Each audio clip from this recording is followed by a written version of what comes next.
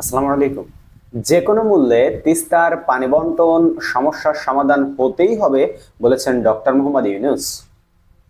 দীর্ঘদিন ধরে অমীমাংসিত তিস্তা নদীর পানি বন্টন ইস্যুতে ভারতের সঙ্গে আলোচনা করবে বাংলাদেশের অন্তর্বর্তী সরকার। ভারতীয় সংবাদ সংস্থা পিটিআইকে দেওয়া এক সাক্ষাৎকারে কথা বলেছেন অন্তর্বর্তী সরকারের প্রধান উপদেষ্টা ডক্টর মোহাম্মদ ইউনূস।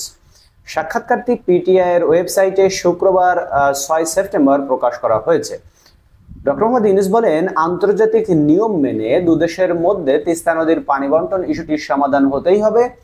বাংলাদেশের মতো ভাটির দেশগুলোর অধিকার সমুন্নত রাখার সুনির্দিষ্ট অধিকার ইস্যুতেও গুরুত্ব আরোপ করেন তিনি।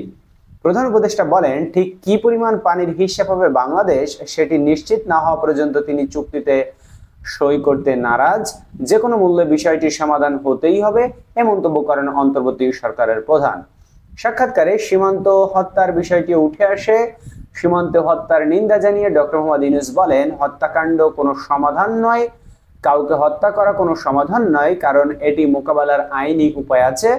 সীমান্ত হত্যা বন্ধের আহ্বান জানিয়ে তিনি বলেন, সীমান্ত হত্যা একতরফা ব্যাপার, আপনার দেশ দখলের জন্য কেউ সীমান্ত অতিক্রম করছে না, এই হত্যাকাণ্ড বন্ধ করতে হবে।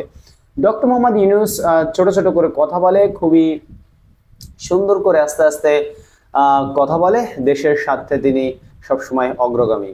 দেখাবে আমাদের পরবর্তী ভিডিওতে বন্ধুরা। সেই পর্যন্ত আপনারা সকলে আল্লাহর রহমতে ভালো থাকবেন এবং আমাদের চ্যানেলটিকে সাবস্ক্রাইব করতে ভুলবেন না, এবং এই ভিডিওতে একটি লাইক দিয়ে আপনার অন্য বন্ধুদেরকে এই খবরটি শোনার সুযোগ করে দিন। আল্লাহ হাফেজ।